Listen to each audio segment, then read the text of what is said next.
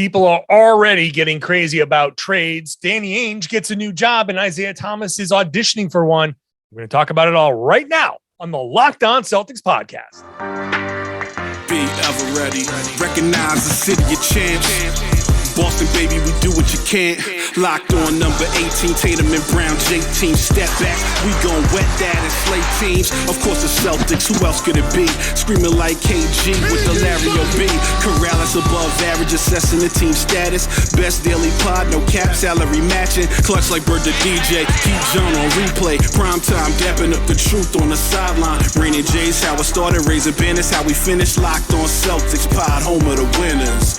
B. Hey there, welcome back to the Locked On Celtics podcast. Thank you for making this show your first listen every day, part of your daily routine. This show is free and available everywhere podcasts exist. It's also available on YouTube, which I would love to have you subscribe to and watch the show on YouTube. Every episode's on LockedOnCeltics.com. This episode is brought to you by TrueBill. TrueBill is the new app that saves you money by helping you identify and stop paying for the subscriptions you don't want and you don't need, and you can even get them to negotiate better deals on the subscriptions you want to keep. That seems pretty cool. I'm John Karalis. I cover the Boston Celtics for Boston Sports Journal. I've also written a book called Boston Celtics All-Time All-Stars, which is available everywhere. Signed copies on my website, johnkaralis.com, for $30. Send one as a Christmas gift or a birthday gift or whatever. Today, lots to get to. Kind of a quick rapid fire, lots to talk about podcast. I think tomorrow I'll do a mailbag. So that's available at johnkaralis.com/mailbag. I've got a ton of questions that have already come in. If you want to send one in via johnkaralis.com/mailbag, you can do that. And I'll get into a mailbag question to end the week, mailbag show to end the week. And as we head into the Golden State and New York games and the Philly game next Monday.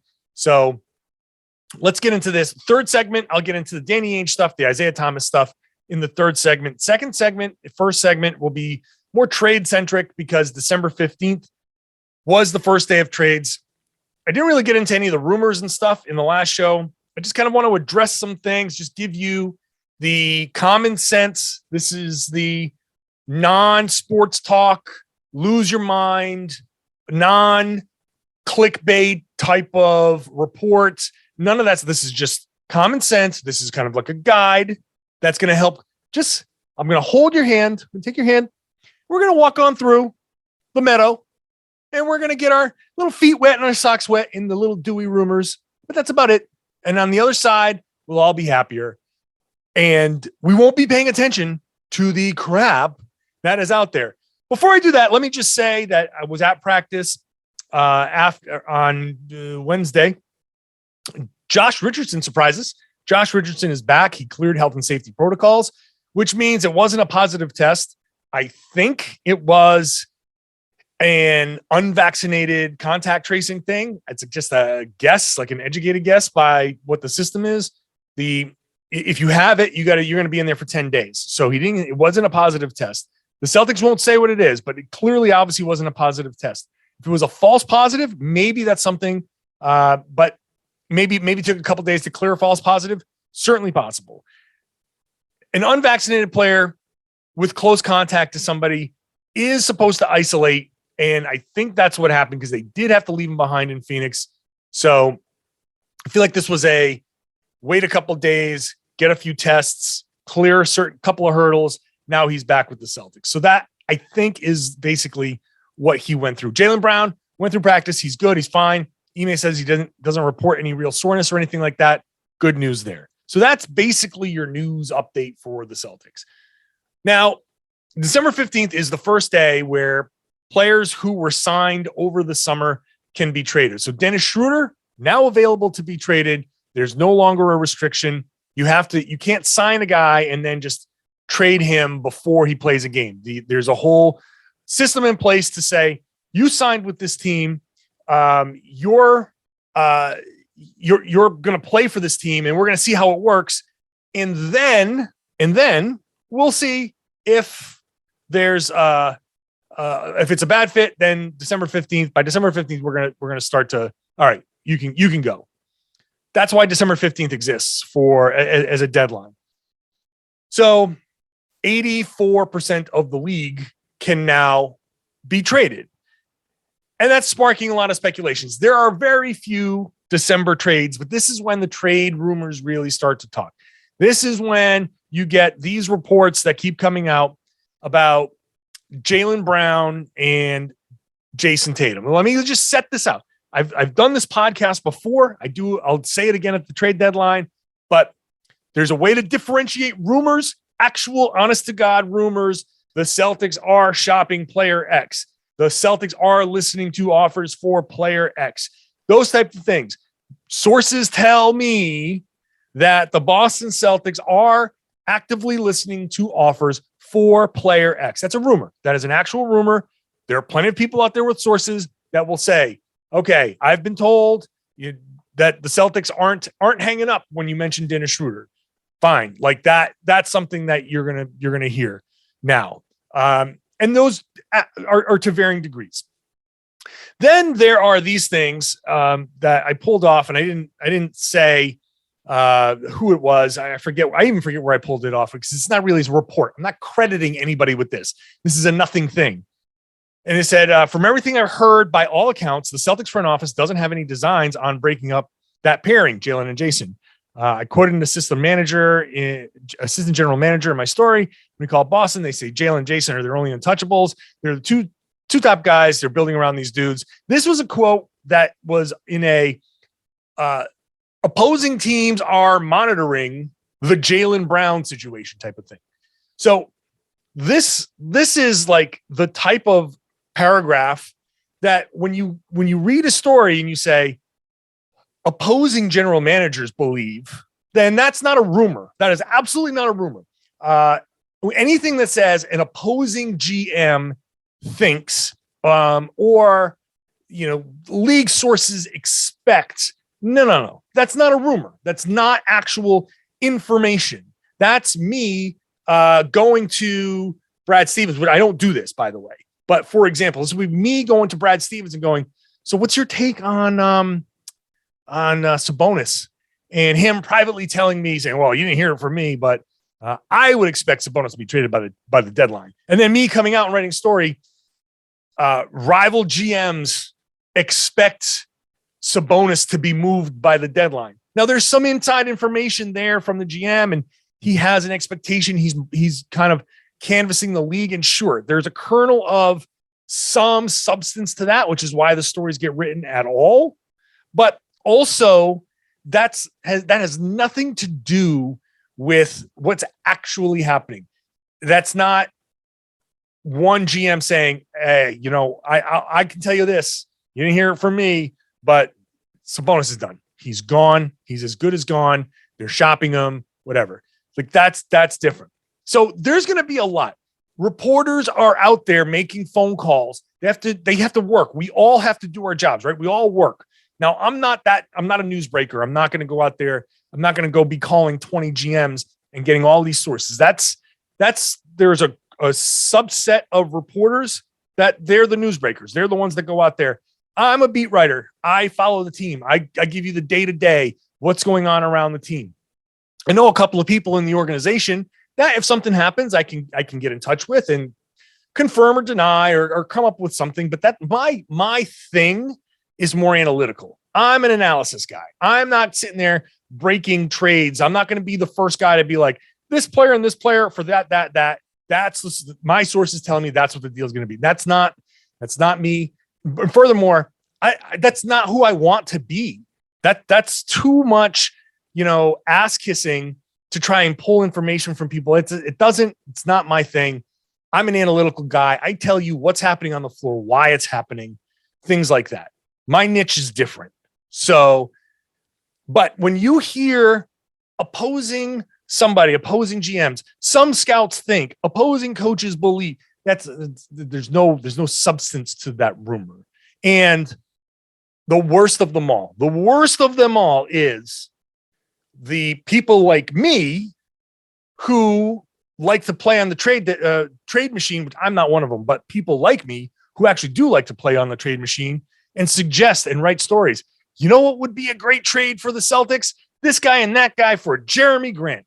And then aggregators will go out there, and there are plenty of sites out there that the entirety of their existence is to say, "Ooh, that's interesting. I'm going to take this nugget. I'm going to plug it in. We're going to do an SEO headline, and we're going to say such and such suggested trade," or somebody, the Celtics, the Celtics insider who believes the Jaylen Brown for Jeremy Grant trade is a good idea, like that, which is horrible. I don't think that's a good idea. That type of stuff exists. It's hard to sift through it. A lot of people like talking about it. I hate talking about it. I hate coming up with trades. I hate coming up with fake trades. I don't like doing that. It's not my thing. But this is how you spot actual rumors from the fake rumors. So the real rumors when it comes to, or the real information out there when it comes to Tatum and Brown, just so you know, an assistant general manager in my story, when he called Boston, they say Jaylen and Jayson are their only untouchables. That's it. End of story. And do not pay attention to anything else. It's right there. The GM from another team, an assistant GM from another team, flat out says they were told Jaylen and Jayson are untouchable. Everyone else will listen. Okay, that's great. So the Celtics are listening. We know that they're listening. That's not a surprise that they're listening. They should be listening. No one else is untouchable. So let's just now move forward with that in mind. Hopefully, when other people start talking to you about stuff like this, the rumors, you now have this base of, no, that's not how it's going, right? You're going to sound smart. Up next, what I think the Celtics will actually do when it comes to a trade. I'm going to talk about that next. Let me tell you about PrizePicks. We've been telling you about PrizePicks for a long time.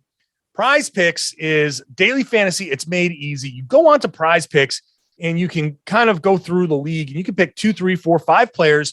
You pick their fantasy score and you say, hey, here's their fantasy score. Bradley Beal is going to be 13.6, and they have a formula for the fantasy score. Over, under. Simple, right? You're not playing against me. You're not playing against some expert. You're just playing you and what you think.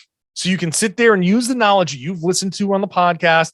You can go through the Christmas Day games and figure out, hey, the over-under with Jayson Tatum against the Milwaukee Bucks is going to be a set number. Do you want to take the over? Do you want to take the under? Okay, if the Celtics are playing on a Sunday, you can combine Mac Jones in there, and he's going to have an over or an under. It's just you against the machine. It's just you and what your pick is. And the number of picks that you have, that's how you make more money. So PrizePicks is the best daily fantasy prop game on the market because they make it so easy. There are more NBA props than any other DFS prop operator out there. They offer superstar players, including bench players. So you can sit there and say, hey, Josh Richardson is out and so is out. I think Neesmith is going to have a bigger game, and you can hit the over on that. Go on over to PrizePicks, use the promo code NBA, sign up. You'll get a 100% instant match on a deposit up to $100. So if you put in up to $100, you're getting double that, up to $100. So check it out. Entries can be made in 60 seconds or less. PrizePicks is safe. They offer fast withdrawals. So again, go to prizepicks.com today. Use the promo code NBA. Go to your app store. Download the app. PrizePicks is daily fantasy made easy. If you're not playing PrizePicks, you honestly do not know what you're missing. Hey, thank you for making Locked On Celtics your first listen every day. Make your second listen the Locked On NBA podcast. If you missed the Wednesday show, that's me and Jake Madison from Locked On Pelicans. Had a fun conversation about Steph Curry and among other things. And one of the things was the trade deadline. We do a real or fake every Wednesday, and real or fake was our question of, this is going to be a very busy trade season. He said it real, that it's going to be. I said fake. I think the play-in tournament is going to depress a lot of the trades. See for yourself. Check out Locked On NBA wherever you get your podcasts. It's also on YouTube. So when it comes to trades, here's what I think the Celtics are really going to do. So first of all, who's tradable? Everybody's tradable except Tatum and Brown. That's established, right? Who else they trade may depend on certain situations. Schroeder, I think, makes perfect sense.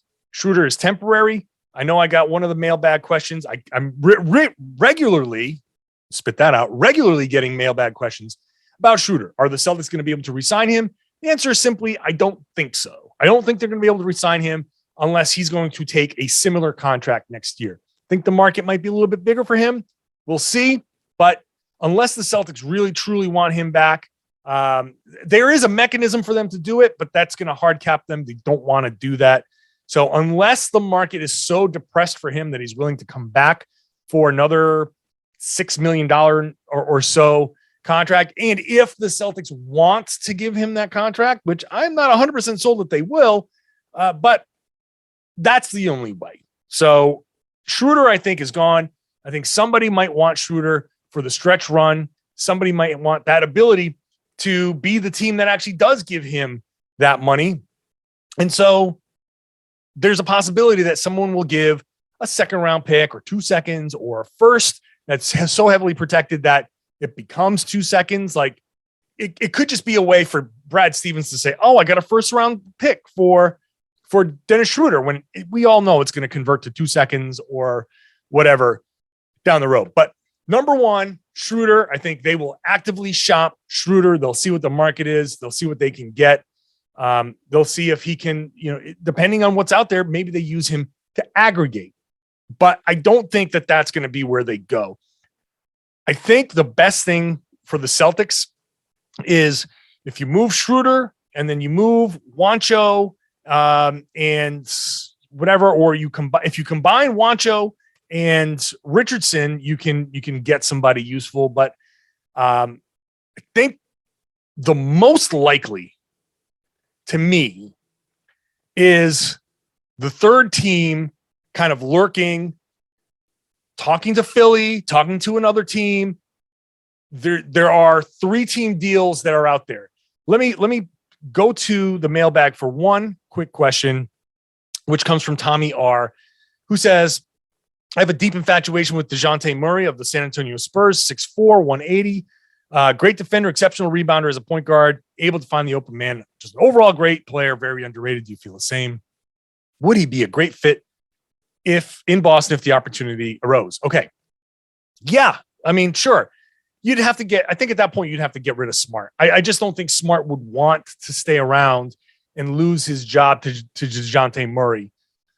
And Dejounte Murray's a better player. He's a little bit younger. He's not quite as good as a defender as Marcus Smart, but he's still really good. He's got more assists than Marcus Smart. He's got more rebounds. So, does he have some of the intuitive stuff that Smart does? Maybe not, but he's, considering younger and on a just slightly smaller contract by a couple $1 million. I think people would say, yeah, I'll take Dejounte Murray before I take Marcus Smart. Still not a great shooter, but that in that similar mold, he's a little bit taller, not quite as thick, and Smart is just more bulldog and makes these kind of crazy plays. Okay. So anyway, if you swapped out Murray for Smart, that's a fine swap to make. You can call that, you could probably call that a little bit of an upgrade. How do you do that?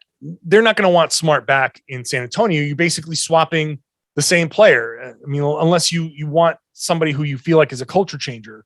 I think more than likely, this is the type of player who fits into the Evan Fournier trade exception, which is $17.1 million. The Celtics can go to a team, and it's probably not going to be the Spurs, but it's a guy like Murray who maybe people aren't talking about, that Philly wants to trade Simmons. They go to another team, whichever team it is, Sacramento, LA, somebody, and they find a deal, but LA says, or another team B says, okay, we've got this framework, but you got to take this guy back so the money works. And Philly's like, I don't want that guy. Why would I want that guy? And then that's why the Celtics come in and go, hey, we got space for that guy. Well, what do you want to get? What do we get for it? And, maybe you say, hey, LA or whomever. I keep saying LA. It's not going to be LA. But hey, other team, give us that guy and throw us a second rounder. Throw us a pick. Let's go. And we'll throw you a second round pick or whatever. We'll swap picks. that's how you kind of play the fringes. I don't think the Celtics are going to go out and get a guy. Now that's going to change their tax scenario and all of that. I think that works in concert with other deals, probably Richardson going out or Schroeder going out or Wancho for sure going out. I think Schroeder and Wancho are probably going to be gone at some point before the deadline.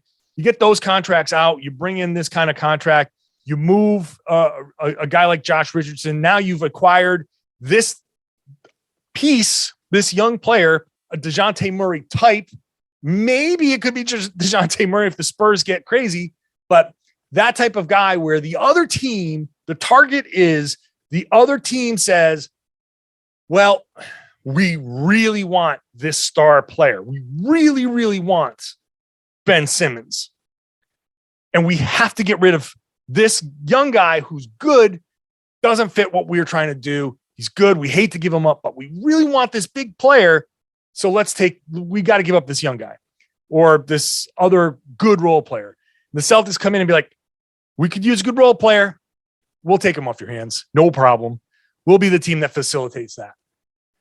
And I think that's a great way to get some bench help, maybe some bench help that we didn't see coming, and, get a steal. Use that traded player exception for something useful. Plus, you've got the trade exception from Tristan Thompson. You got one from Moses Brown, which is small. You got one from Kemba. You got one from Jeff Teague. The Teague one, the Moses Brown one will go away. The Tristan Thompson one might, or at least some portion of it. The Kemba one might, because they didn't really do anything. They just wanted to move Kemba Walker. I think the Fournier one is the one that they're really going to try to use. And I think that's probably their best bet in using it. Now, that's not to say that's the only way. There are plenty of ways in the offseason, and you take away the luxury tax implications there. Certainly a thing. I'm not saying this is exactly how it's going to go, but just keep your eye open. When it comes to trade season, if you're looking, the Celtics are just not going to trade for Dejounte Murray, right? They're just not going to get a guy like that just to get him. It's not a team, guys. That's not a guy teams want to give up, but it is a guy that they will give up in a bigger deal because they really want this other guy, and especially if he plays the same position. That's where I think the Celtics can best benefit from this trade season.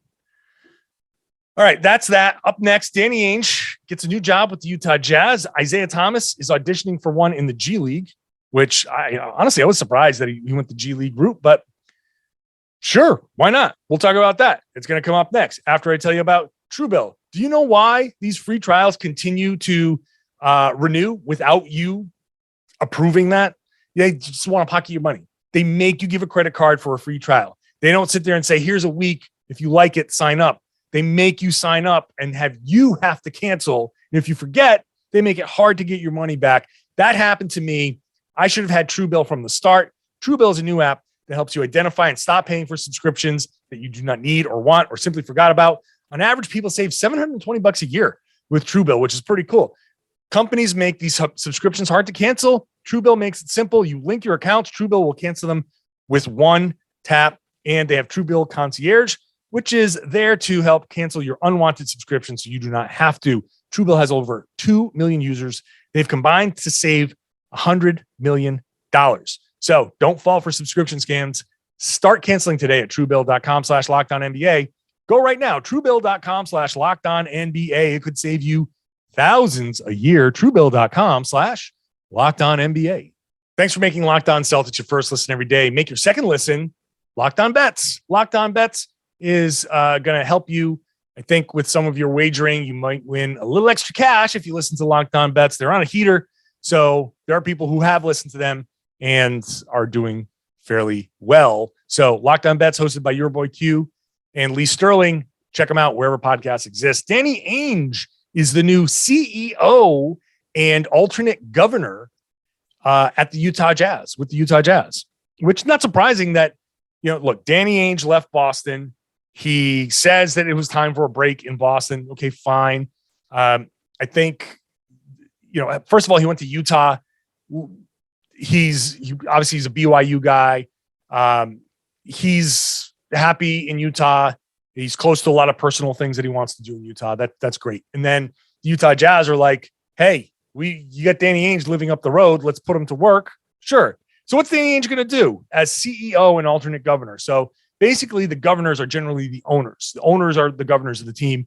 So Danny Ainge is now going to be potentially in owners meetings. And so that's one of the things that he's going to be involved with. As CEO, he's not going to be in the day-to-day. He has specifically said he doesn't want to be in the day-to-day. He made the joke that he's not going to have the workload that he had in Boston. He's being load managed. Ha, ha, ha, ha, ha. And so he is going to be just an extra layer. The way I see Danny Ainge's role in Utah is he's going to be their fresh set of eyes. You've got a Utah team that's basically banging their head against the ceiling. They've reached their potential, and this is basically one of their last seasons, right? This season, next season, where you got to take a good, hard look, an honest look at how this team is constructed and figure out who do you keep, what kind of contracts do you offer, what moves do you make, is there a trade to be made, what do you do? And a lot of people in that organization are pretty tied to how that organization looks. You've done things a certain way for a while, and you have a tendency to say, we're right there. We're right there. We just need to do this. We just need this to happen. And this is right kind of where the Celtics sort of are getting to. Now, it's a little different for the Jazz because they're at the top, and they're that tweak, that little kind of, can we just, you're trying to align that scope. It's that, okay. All right. I think so. That's what they're trying to do. And if you can't get it right, then it's going to be crooked and it's not going to work. And he's there to make sure that it works. And when you get a fresh set of eyes, they're the ones who can come in and be like, oh yeah, this guy not working. That guy, nope. You need to trade this guy, and spark these discussions and get a whole bunch of blowback, and then be like, hey, you can say you're not, you can say no, but it hasn't worked so far. That I think is Danny Ainge's role, to come in there and kind of be like throwing Molotov cocktails around and saying, yeah, Donovan Mitchell, yeah, Rudy Gobert, yeah, this guy, like whatever, Mike Conley, like that, I think is what he's trying to do, kind of tweak things and see what comes of it and see what ideas can come of it. I bring up the Celtics in that context because the Celtics are in a different spot and they're kind of middling around. And this is where you don't want to be. People say you don't want to be like the perennial 8th seed. 8th seed's easy to blow up. 4th seed, the perennial 4th seed's hard to blow up. And the Indiana Pacers are the example of that. The Celtics are making this decision. I think they're making this decision this year. This is why this is like a super important year for the Celtics. You got to figure out if Jayson Tatum can be that MVP candidate and if Jaylen Brown can be that all NBA candidate. And if you've got a real serious 1-2, if you think those guys can be that and they prove that they can be that this year, now you know that you're going to try and find a third guy that can support those two, not a third guy that they are going to support. You follow me? So if the Celtics kind of go too long with the Tatum Brown experiment, I shouldn't say experiment, the Tatum Brown combination, and they push it to the year after and the year after and the year after, and no combination of people around it works, that's kind of when you need the fresh eyes to come in and talk to Brad Stevens and be like, you know what? This hasn't worked. And people are saying right now, some of you are screaming at the YouTube or at your car or wherever saying, it already doesn't work. No, it's not. We're not there yet. They're trying to figure out if that's actually the case. So somebody like Danny Ainge in that CEO role, someone else, or maybe you bring in just a new president of basketball operations or general manager, that's what that role is. So that's what Danny Ainge is doing. He wanted something new. He didn't want the day-to-day. Various things kind of were, I think, played into that as well. I don't think it ended. I don't think it ended poorly, but I don't think it ended all that great. I think when, the Kyrie move was a risk, the Gordon Hayward injury really changed the entire direction of the franchise. Kyrie leaving led to a little bit of chasing his tail. where, Kemba, which seemed like a great pivot at the time, that just didn't end up working. Thank you, Nick Nurse.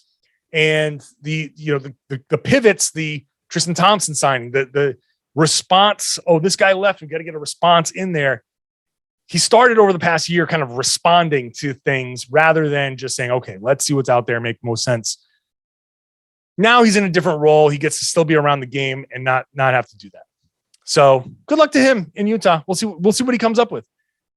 And Isaiah Thomas in the G League, his first game in the G League, he dropped 42 points, 8 assists, 6 rebounds, hit 5 3-pointers for Denver's G League team. He's trying to find his way back into the NBA. I'll just kind of repeat. I mean, for the Celtics, I don't see the benefit to bringing Isaiah Thomas back.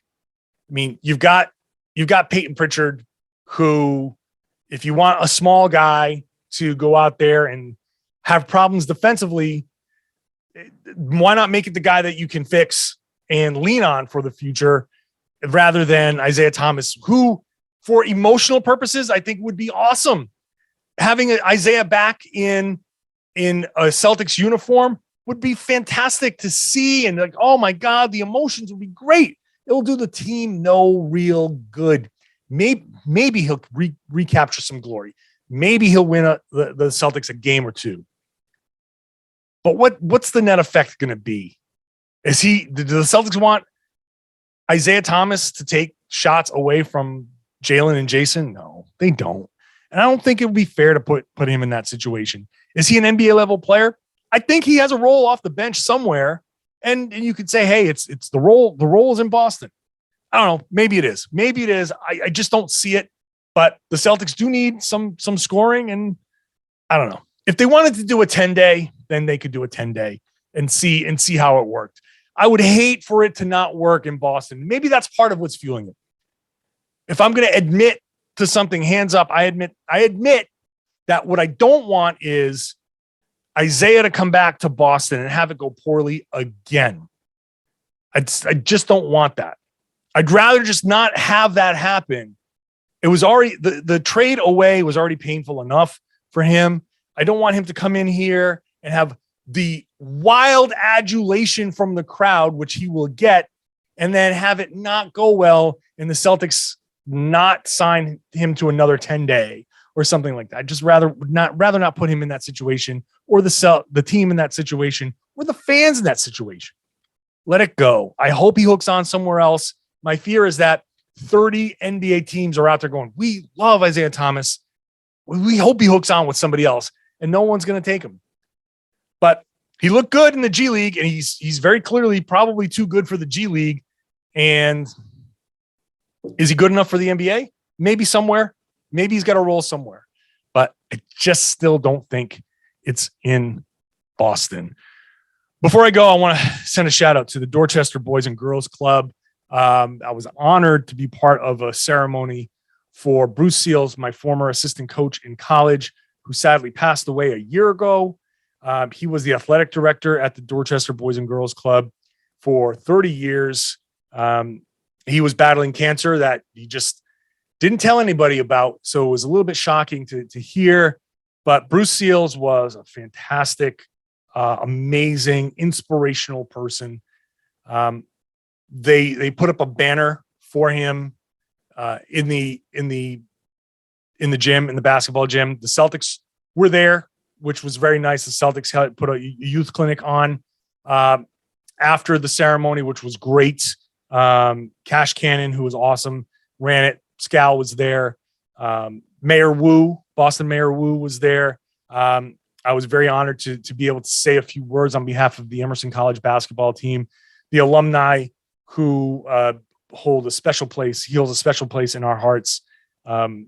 He coached a lot of us, and not just basketball. Like he taught us basketball, but he taught us life lessons. And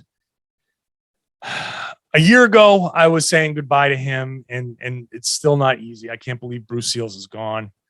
But he touched the lives of countless young boys and girls in Dorchester through the game of basketball.